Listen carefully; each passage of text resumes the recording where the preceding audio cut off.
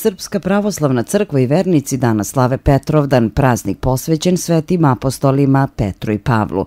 Sveti apostoli Petar i Pavle smatraju se prvim propovednicima i učiteljima novozavetne vere, a zaslužni su za krštenje prvih vernika i njihovo prevođenje u hrišćanstvo.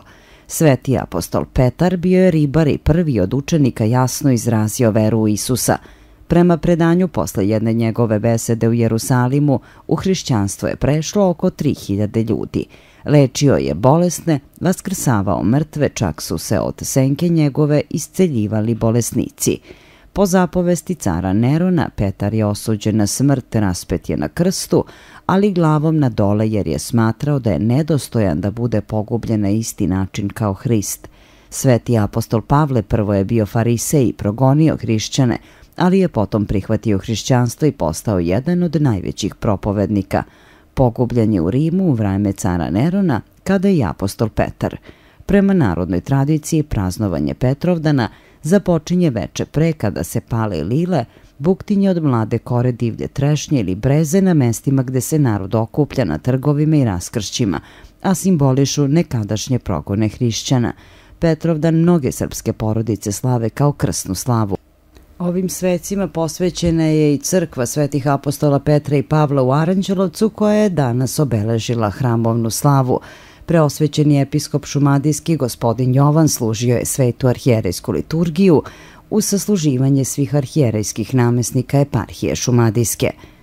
Braćo i sestre, na ovom divnom daru koji sam dobio, na daru koji ste vi ovde danas sabrani na svetoj liturgiji, šta da vam kažem?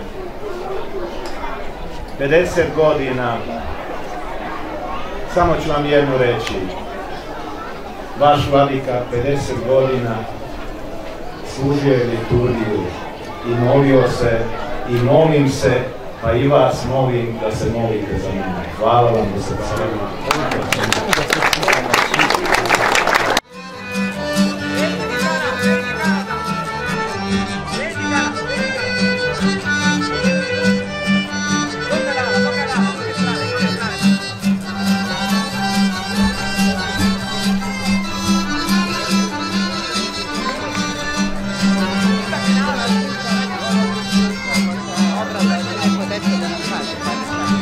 Domaćin novogodišnje slave svetih apostola Petra i Pavla bio je Dragan Jovanović Gane, a u kulturno-umetničkom programu učestvovalo je kulturno-umetničko društvo Elektroporcelan.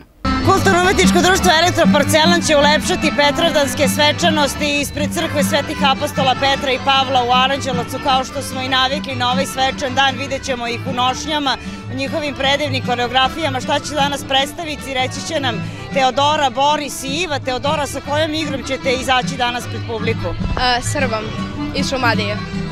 Borise, koliko ste trenirali, spremni za danas?